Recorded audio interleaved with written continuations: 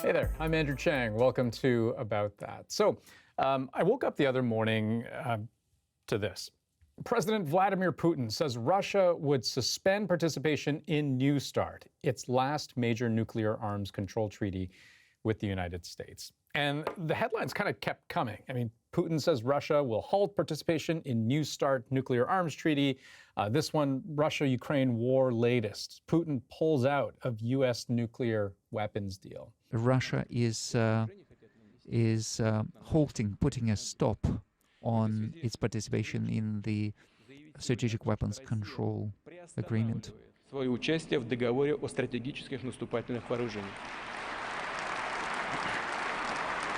Now, this was part of a 2-hour State of the Union address from the Kremlin, falsely accusing the West of starting Russia's war in Ukraine, but also claiming that the West's desire is to wipe Russia out. This should not need to be said, but it needs to be said. A world without nuclear arms control is a far more dangerous and unstable one, with potentially catastrophic consequences. Over the last years, Russia has violated and walked away from key arms control agreements. With today's decision on New START, the whole arms control architecture has been dismantled. U.S. President Joe Biden calls Russia's move a big mistake, and just hours after Putin, in a kind of dueling speech, Biden cemented America's support for Ukraine, saying this. The West was not plotting to attack Russia, as Putin said today. And millions of Russian citizens who only want to live in peace with their neighbors are not the enemy. Now, hours later, Russia's foreign ministry would backtrack a little bit, saying that the decision to put a pause on the nuclear treaty was reversible. And then, again on Wednesday, stressed that this does not bring both sides closer to nuclear war. But still, how should we see this latest move by Russia? Is it significant? Is Putin bluffing? And what exactly did this treaty do in the first place?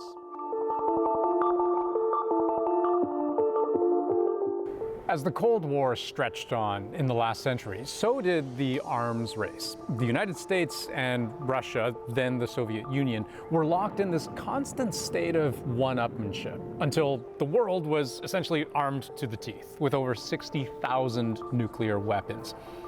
The goal of New START, officially known as the Treaty between the United States of America and the Russian Federation on measures for the further reduction and limitation of strategic offensive arms, the goal of that is to limit that arsenal. The current treaty was signed in 2010 and set a 2018 deadline to scale back stockpiles of strategic weapons. So those are the big ones: higher yield, usually longer range, more damaging, more deadly.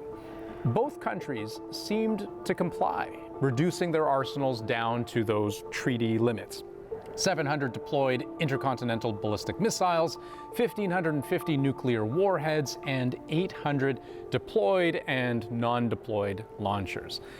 The treaty also called for on-site inspections and compelled both sides to share information about their stockpiles. Again, both countries complied for a number of years, but when it came time for renewal, talks to extend past the 2021 expiry date failed under former U.S. President Donald Trump, who called the agreement deeply flawed. Perhaps the most important issue we discussed at our meeting prior to the press conference was the reduction of nuclear weapons throughout the world. The United States and Russia have 90%, as I said, and we can have a big impact, but nuclear weapons is, I think, the greatest threat of our world today. The treaty didn't include the shorter range, lower yield tactical nuclear weapons, weapons that analysts now fear could be used on Ukrainian battlefields. The Biden administration did reach an agreement with Moscow in early 2021 to extend New START until February 2026, giving them 5 years to establish a new agreement. But those regular inspections, those were suspended in March 2020 as the pandemic shut the world down, and they have not resumed since Russia invaded Ukraine. Then last fall, Russia pulled out of those talks for political reasons, so the treaty laid in limbo until Putin's remarks brought it back to center stage. He chooses the path of ruining the global security architecture by withdrawing from the START treaty. If this is his attempt to return Russia into the arms race, then the only outcome of this effort will be that Russia will lose this arms race far more quickly than he expects. So he's on the road to nowhere, but he's still trying to pretend that the situation is under his control. Now, to be clear, this isn't the first time Putin has threatened an escalation and the use of nuclear weapons. Just days after Russia's invasion of Ukraine, facing economic sanctions from the West, President Vladimir Putin orders his military to ready the country's nuclear arsenal. 2 months later, Russia carries out its first test launch of the RS-28 Sarmat, a new long-range intercontinental ballistic missile. Putin says the new missile could circumvent any missile defenses and that it should cause countries threatening Russia to think twice. Days later, Russia's foreign minister states that any further support of Ukraine from the U.S. could potentially lead to a World War III scenario involving Russia's, quote, full arsenal of weapons. Russian Foreign Secretary said there was a possibility of the conflict escalating into a third world war. In September, Putin says he's not bluffing and warns Russia will use all means at their disposal. That comment is widely interpreted as a threat to use nuclear weapons. In his televised address this morning, President Putin accused the West of occupying Ukraine and engaging in nuclear blackmail. Then, weeks later, a Russian politician calls on the country to respond with nuclear weapons after losing control of a strategically important Ukrainian town. He would become the first prominent Russian official to directly call for using nuclear weapons. Then, just last month, former Russian President Dmitry Medvedev warns NATO that a Russian defeat in Ukraine could trigger a nuclear war. So, we can take from all of this that nuclear threats, even overt ones, have happened before. But this most recent development is an actual shift in policy, right? Not just bluster, but a suspension of a written agreement. So how much should we read into that? My conversation with someone who has spent a lot of time studying this and other similar conflicts after the break.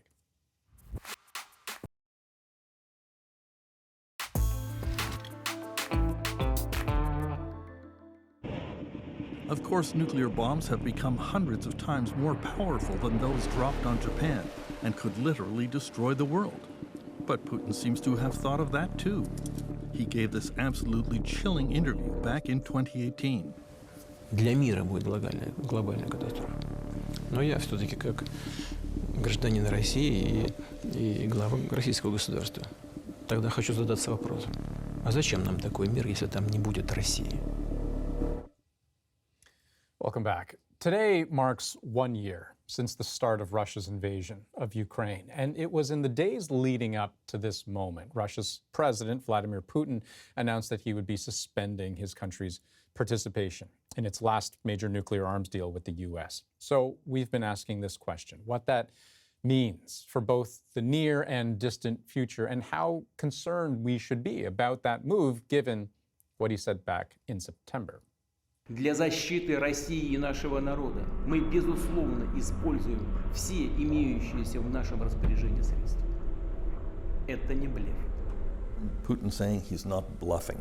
I'm not bluffing, he said it. Well, he wouldn't say I am bluffing, would he? British nuclear physicist Patricia Lewis is one of the world's foremost experts on nuclear weapons. Just having made that threat does mean we have to take it seriously. Now, to understand exactly what is going on and you know how much weight we should give to these sorts of warnings, we have joining us right now Sergei Radchenko.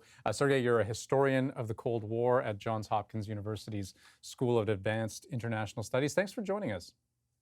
Thank you for having me. So I guess, you know, maybe the operative question here is in the short term, like how concerned should we be at this moment with this announcement of Russia's suspension of its participation in this agreement? So this suspension of Russia's participation is bad news in the long term. It doesn't actually change anything right here, right now, in terms of what Putin may or may not do in Ukraine. The treaty aims to limit the nuclear arms race, the amount of warheads that either side, the United States or Russia, have. And suspension of Russia's participation in effectively the treaty's demise, if this is what it comes to, it means that there's going to be potentially an arms race, and this could undermine international, global strategic stability. But this is something that should worry us in the long term, not immediately. And I suppose, an optimistic way of looking at this might be that this is sort of Putin's tried and tested strategy of escalating to de-escalate. Do you think that holds any truth in this particular case? I think this is a strategy of shooting oneself in the foot, which also Putin is very good at. He has been doing that repeatedly. And, you have to ask the question, who is interested in a global strategic stability? Well, Russia should be interested in this. The United States, other nuclear powers should be interested in the whole world. So if Russia does something like that, that erodes the very foundations of the nuclear control regime, it actually undermines Russia's own long-term interests. Now, is that some kind of escalation in terms of what he's doing in Ukraine? I don't think so. It is a form of, it's a kind of a gesture, a signal to the United States that, well, look, now our relations are fundamentally broken, therefore you cannot expect anything from us. It doesn't mean that Putin is going to now go to Ukraine and necessarily use nuclear weapons. If he did, this would be unconnected to this treaty. You talk about shooting oneself in the foot, and you talk about sending a signal to the United States. There was also the subsequent walk back of Putin's statements by the foreign ministry saying that, well, this is not a permanent decision. It is one that could be reversed. Russian officials later said they're still committed to observing the limits around nuclear warheads, and they could resume participating in the treaty again if the U.S. changed its policy. What did you make, if anything, of that particular moment? It is interesting because Russia could simply quit the treaty or just announce, okay, we're finished with this. Instead, you have this bizarre suspension of the treaty, which is something that, we do not know what to make of it in legal terms. Fundamentally, it means the treaty is not operational, right? You cannot suspend your participation in the treaty. But it seems that the Chinese were not happy about it, among other things. Chinese President Xi Jinping answered the Putin threats with a firm statement that the international community must jointly oppose the use of, or threats to use, nuclear weapons. So the Chinese, their comments on this said, well, look, the two sides should come back to the table and figure it out. We're not interested in this sort of a chaotic world where nuclear arms race returns to the fore of international politics like it was during the Cold War. So maybe to appease the Chinese, maybe to leave a door open for subsequent dialogue, Putin has announced suspension rather than quitting the treaty outright. But frankly, I don't see how those things are different. Right, because, you could step back and look at all of this in terms of the big picture and think, well, on the face of it, this sounds pretty concerning, right? Certainly with the potential to be deeply destabilizing, very polarizing of a move at the highest imaginable stakes possible. So when you look at this, in that sort of grand scheme of things, how do you see this playing out? Or is this just, I don't know, your garden variety brinksmanship among world superpowers? Well, brinksmanship is when Putin says, okay, we're going to use nuclear weapons in Ukraine if you cross our red lines. He has done that, right? And this is a form of brinksmanship. In this case, it's a form of trying to dismantle the pillars of global nuclear stability. Who needs this? It's not clear. It's sort of like, Mao Zedong used to say, all under heaven is great chaos. The situation is excellent. I think Putin is doing something like that. He's creating chaos just for the the sake of chaos, hoping that Russia will have something to gain from it. But if Russia wants to position itself as a global power, as a nuclear power, and then basically tear up all those agreements, well, this raises questions about the strategy. That's why I say that he's shooting himself in the foot, and it doesn't benefit Russia in any way whatsoever. Sergei Radchenko, I have many more questions, but we have to leave it there. Thank you so much for your time. I really appreciate this. Thanks for having me. Now, before we go to break, we want to take a moment to remember that in the midst of all of this, there are people, right, whose lives have been changed forever, who, for a full year have had to fight their way through fear and loss. The numbers are staggering. The UN says more than 8 million Ukrainians have sought refuge across Europe. More than 500,000 have been approved to come to Canada. Now, have a listen to the thoughts of one woman who fled to Ottawa with her young sons, leaving her husband behind as she watches from half a world away. My name is Olga Rudenko. I'm from Western Ukraine. I came to Canada in the end of the March. I didn't plan moving to another country, leaving my home, my husband, and my parents. Together with my 2 sons, I was fleeing the war. I wanted to take them away from the air sirens, missile attacks, and all the destruction that Russia brought into Ukraine. It's hard to believe that every day in the center of Europe, so many people are killed and wounded. Ukrainians don't have enough food, electricity, and often they don't have home anymore. Thousands of people who were musicians, accountants, artists, or farmers had to suddenly become warriors and defenders of our land.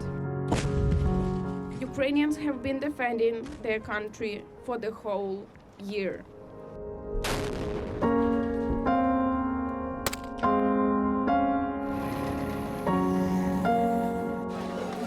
As millions of other people, of other Ukrainians, I left my home, my job, my parents. As millions of Ukrainians, I had to adjust to the new reality.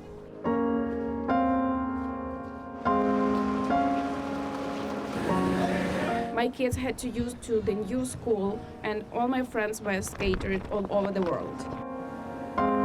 We wanted to raise our kids, spend time with our friends, and enjoy life. But the terrorist state, Russia, has taken away our basic human rights.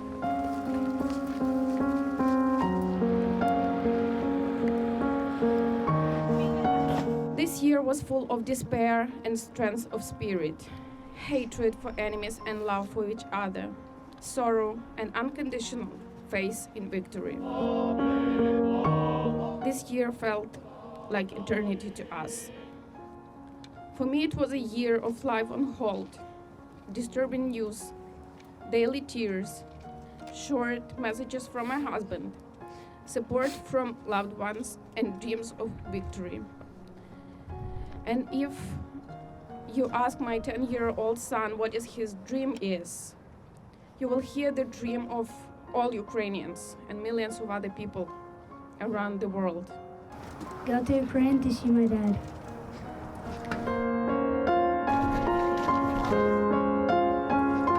And I'm sure this dream will come true soon, because the whole progressive world stands for Ukraine. Slava Ukraini! Героям слава.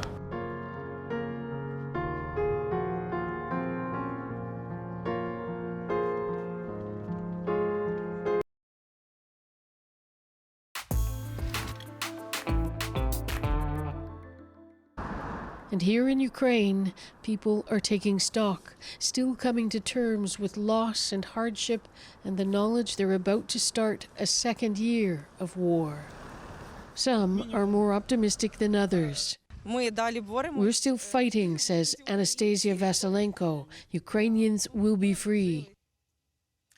So, here we are, 1 year after Russia's invasion of Ukraine. Russia's rhetoric has peaked and valleyed, the nuclear saber rattling, this unnerving backdrop to the whole conflict. And on the ground, thousands of soldiers and civilians killed, with millions of Ukrainians losing their homes, family members, becoming refugees, their lives changed forever. President Vladimir Zelensky has called day one of the invasion the hardest day of our modern history. He says, "We woke up early and haven't fallen asleep since." But he also calls this past year Ukraine's year of invincibility. Now, it's impossible to know how close we are to this conflict ending, but I will say one thing. I certainly didn't predict on day one that the war would have gone on for this long. I'm Andrew Chang. Thanks for being with us. We'll see you next week.